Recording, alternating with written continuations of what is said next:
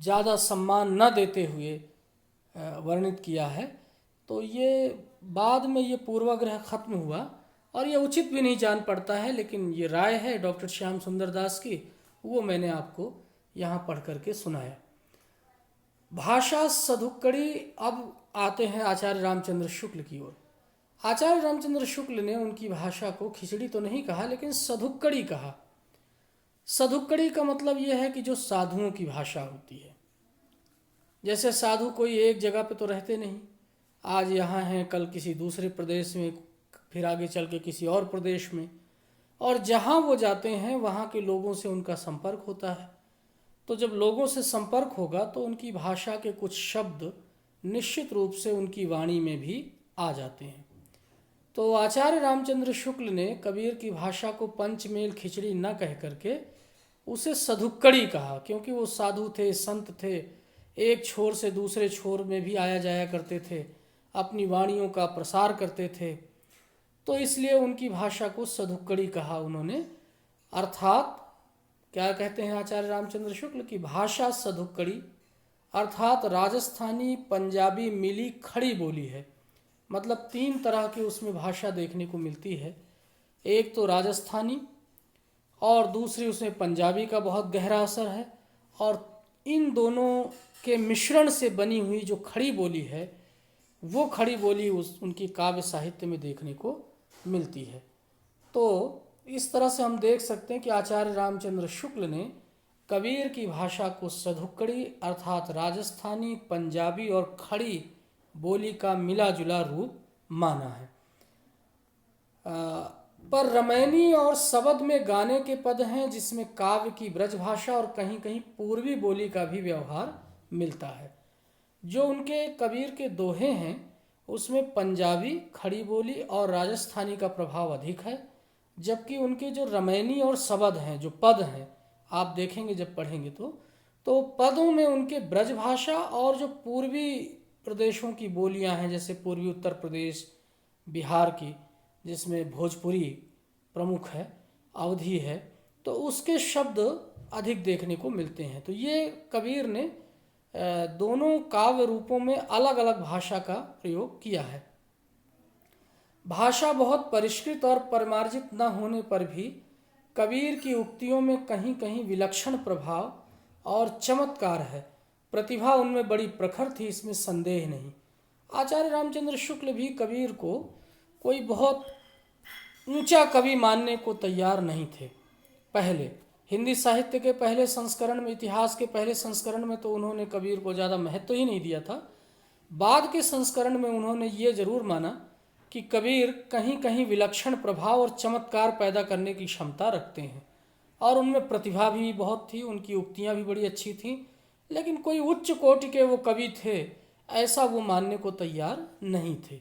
ये उनका पूर्वाग्रह था। पूर्वाग्रह का मतलब होता, उनकी धारणा थी कि जो तुलसीदास के मानकों के अनुसार कविताएं नहीं रच रहा है, या तुलसीदास की कविताओं में जो मानक मिलते हैं अगर किसी की कविताओं में नहीं मिलते हैं, तो वो फिर कवि उस कोटि का कवि नहीं है जैसा कि तुलसीदास हैं।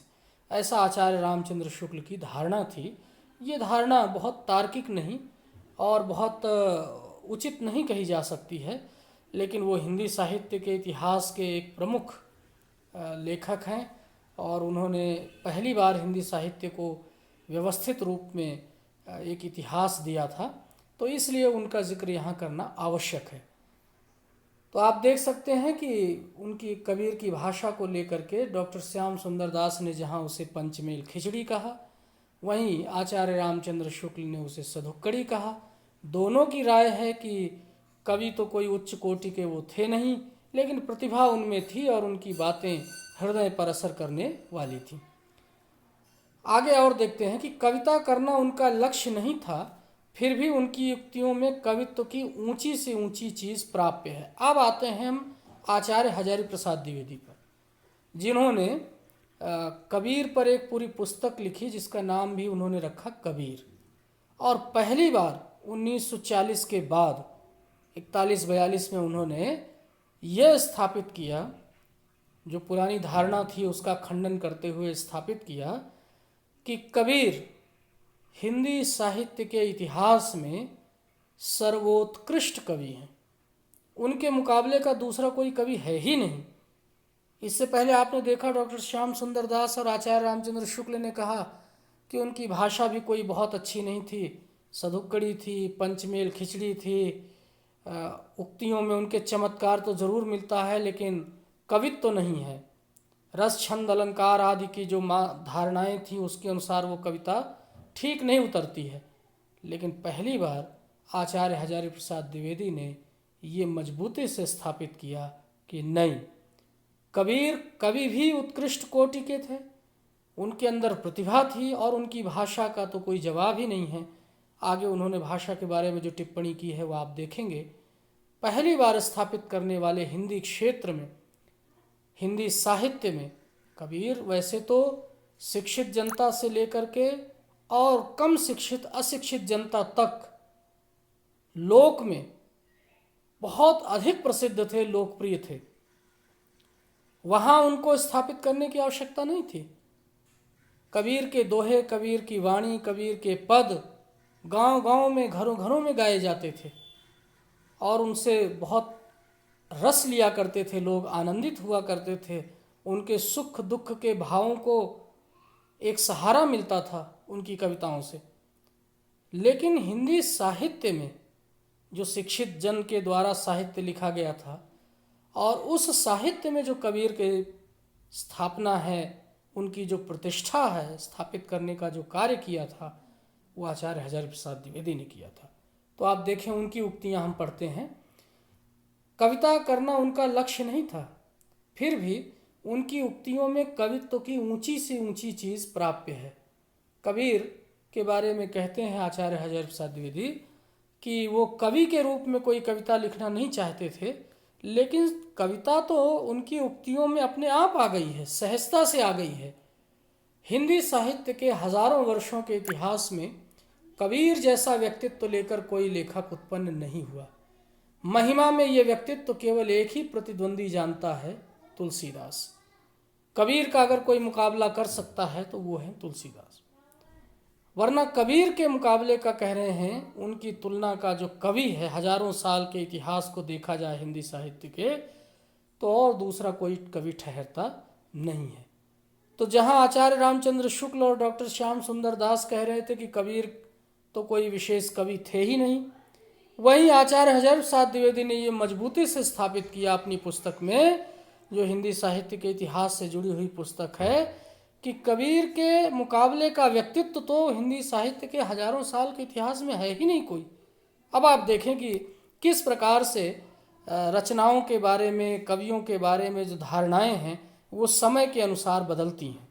अलग अलग आलोचक उनके बारे में कैसे अलग अलग राय रखते हैं। आगे वो लिखते हैं कि भाषा पर कबीर का जबरदस्त अधिकार था।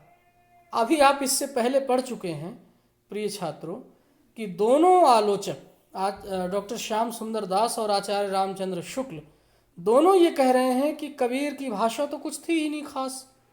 एक उन्हें पंचमेल खिचड़ी बता रहे हैं, एक उस भाषा को सधुक्कड़ी बता रहे हैं। लेकिन आचार्य हजारी प्रसाद द्विवेदी क्या कह रहे हैं? कह रहे कबीर का, भाषा पर कबीर का जबरदस्त अधिकार था। वे वाणी के डिक्टेटर थे। वाणी के डिक्टेटर, डिक्टेटर माने तानाशाह कहते हैं कि जैसा चाहे वैसा करवा लें। वो भाषा को तो इस तरह से उन्होंने साध रखा था कि जैसा चाहते थे, जिस बात को उन्होंने जिस रूप में प्रकट करना चाहा, उसे उसी रूप में भाषा से कहलवा दिया। बन गया तो सीधे सीधे और नहीं तो दरेरा देकर। अब देखिए कितना बड़ा अंतर है। बिल्कुल कबीर के बारे में जो धारणा है उसे आचार्य हजारी प्रसाद द्विवेदी ने बदल दिया। कहा जिस भाषा को आप उनकी कमज़ोर भाषा मानते हो, पंचमेल मानते हो, सधुक्कड़ी मानते हैं, वो भाषा ही उनकी मजबूती है, उनकी ताकत है, उनकी शक्ति है। इतनी जबरदस्त वो भाषा लिखते थे कि भाव तो अपने आप उस भाषा में प्रकट हो जाते थे। उनको अलग से कोई प्रयास करने की आवश्यकता नहीं पड़ती थी। तो ये देखें आप, कबीर, भाषा कुछ कबीर के सामने लाचार सी नजर आती है। उसमें मानो ऐसी हिम्मत ही नहीं कि इस लापरवाह फक्कड़ की किसी फरमाइश को ना ही कर सके। और अकह कहानी को रूप देकर मनोग्राही बना देने की तो जैसी ताकत कबीर की भाषा में है, वैसी बहुत कम लेखकों में पाई जाती है। इस प्रकार यद्यपि कबीर ने कहीं लिखने की प्रतिज्ञा नहीं की, तथापि उनकी आध्यात्मिक रस की गगरी से छलके हुए रस से काव्य की कटोरी में भी कम रस इकट्ठा नहीं हुआ। उन्होंने कोई लिखने का प्रण नहीं किया था, ऐसा आचार्य हरिशंकर प्रसाद द्विवेदी मानते हैं, लेकिन उन्होंने जो स्वाभाविक तौर पर ही अपनी भावनाओं के वशीभूत होकर के जो कहा, उसमें ही इतना सारा काव्यत्व है, उसमें इतना सारा रस है कि हिंदी साहित्य के किसी कवि या लेखक के